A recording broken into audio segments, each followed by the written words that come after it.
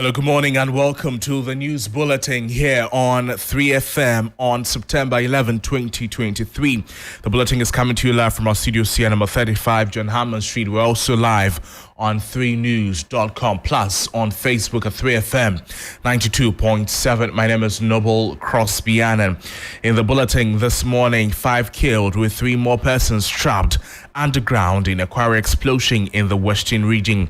Will be live at the scene. Also, IGP Dr. George Akuffo-Dampare to appear before the bipartisan committee probing the leaked audio tape today. Also in the bulletin, Electoral Commission expected in court on Tuesday in multiple suits over upcoming limited voter registration exercise. We have details of these stories and a lot more coming to you shortly. Please stay with us.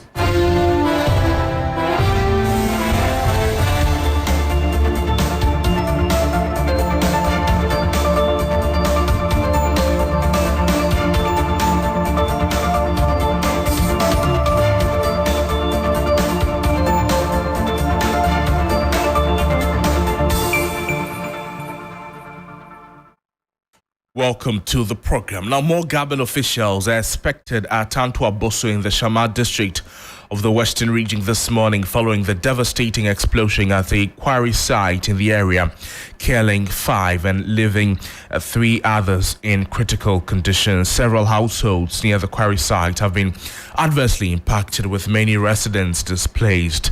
Rescuers remain at the scene with heavy security presence this morning, intensifying efforts to retrieve 3 more persons who might be trapped underground after the explosion. Although the immediate cause of the disaster is unknown, first-hand assessment from the National Disaster Management Organization, the Minerals Commission, the DC and the MP for the area suggest negligence on the part of the operators. Let's go live to the explosion site where a team in the Western region led by Park Kojo Peters have been following the development since yesterday. Park Kojo, good morning to you. Thank you so much for joining us on the program. What is the situation there like this morning from Antoa Boso after the explosion yesterday? Yeah, Crosby, this morning there are some police personnel around to safeguard the place. Yesterday, some of the residents were around to take away some of the metals and other belongings, but now the place has been cordoned off. So the security, they were stationed there since last night to safeguard the place. And it's expected that the rescue mission will also continue this morning to possibly find out maybe if there are some survivors around or the body of the 3 missing Chinese personnel. And just as you stated in your earlier submission, we expect some officials in town as we speak. My report is that the Environmental Protection Agency will be having a presser around 7:30 a.m. to also tell us their findings so far and other things. So in all, rescue mission will be continuing this morning for to search for possible survivors. Pakujo, before you take leave of us, do we know if any more bodies have been found and the 3 that are yet to be rescued? Not yet. Aside the body which was found around 5 p.m. yesterday, so adding to the number now stands at 5. The number of deaths now stands at 5. There were 3 Chinese personnel who were told were close to where the explosion took place. So unfortunately, they haven't been found. But we've seen a number of dismembered body parts. So now the police and other agencies who matters have taken stock of all those dismembered body parts to possibly ascertain whether it's that of the 3 missing Chinese personnel. But just as I stated earlier, the rescue mission will be continuing to possibly, because yesterday we found the last body quite a few meters away from the scene of the blast. Or somewhere in the bush nearby. So they will continue the rescue mission to possibly see either there are still bodies scattered around or possibly if they are trapped down. Thank you so much for your time with us on the program. Park Kojo Peters is a man on the beat in the Western region, where the explosion at a quarry site at Tantua Bosso in the Shamar district of the Western region has killed at least 5 persons, and including 3 Chinese nationals. Meanwhile, Western Regional Minister Kwabena Darko-Mensah has revealed that the company at the center of the explosion is not a fully licensed one to operate, but his checks with the Minerals Commission assuring residents of a full-scale investigation into the matter. Intensify our monitoring of all the sites. The other one was like gold, but this one is a quarry. Irrespective of that, they are all mining sites, and we need to look at our safety critically. My information is that the Minerals Commission has not gone through all the process with them. So now that we are doing an investigation, we should be able to catch up with the owners of the mine and then go forward, investigate, and see exactly what is happening already. But I strongly believe that we need to intensify our inspections on all the mining sites that we have. They should have been doing the right thing. The voice of the Western Regional Minister Kwabena Darko-Mensah there. Meanwhile, the Ghana National Fire Service is yet to ascertain the cause of the fire that razed portions of the Ashaman market yesterday. And over 20 shops containing mostly cereals and grains were affected. Alex Nete is the Public Relations Officer of the Ghana National Fire Service. Fortunately, no casualty has been recorded. The fire is currently under investigation. You know, when it comes to market fires, a lot of factors come into play. So we are not leaving any stone unturned, and we wouldn't want to preempt any information now. So our men are still on ground trying to get to the bottom of it to ensure that we get reliable information. The Public Relations Officer of the Ghana National Fire Service, Alex Nete, speaking there.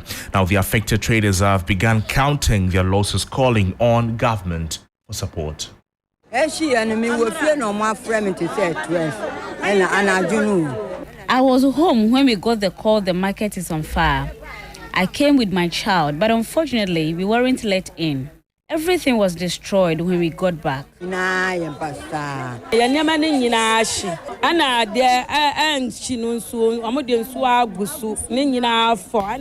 is burnt, and the ones that didn't burn have been soaked in water. We've lost everything. 5 bars. Millet, 105 bars. Almost 200 bags of assorted cereals and grains.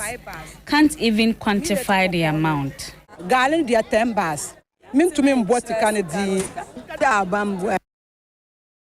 To some other subjects this morning, and the Inspector General of Police, Dr. George Akuffo-Dampare, is expected to take his turn before the bipartisan committee probing the leaked audio tape allegedly plotting to oust him September 12 tomorrow.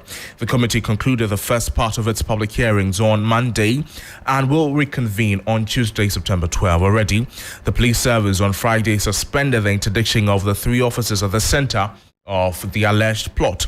According to the chairman of the committee, Atachia, after reviewing the content of a new tape acquired, the committee has decided to re-examine all 4 witnesses called earlier, noting that the IGP's testimony is largely to be taken in camera.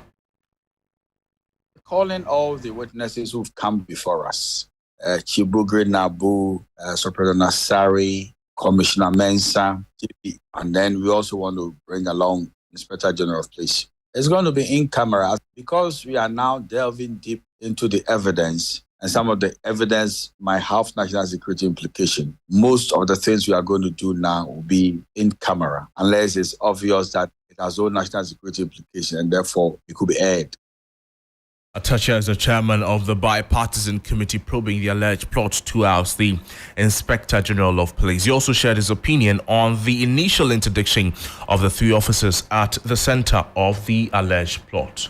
I'm very glad that the police service realized that what they attempted to put out, that people who were testifying, in a parliamentary inquiry should be interdicted. It was unfortunate. Because at the end of the day, somebody might even say that it tantamounts to evidence gagging and intimidating and blackmailing witnesses.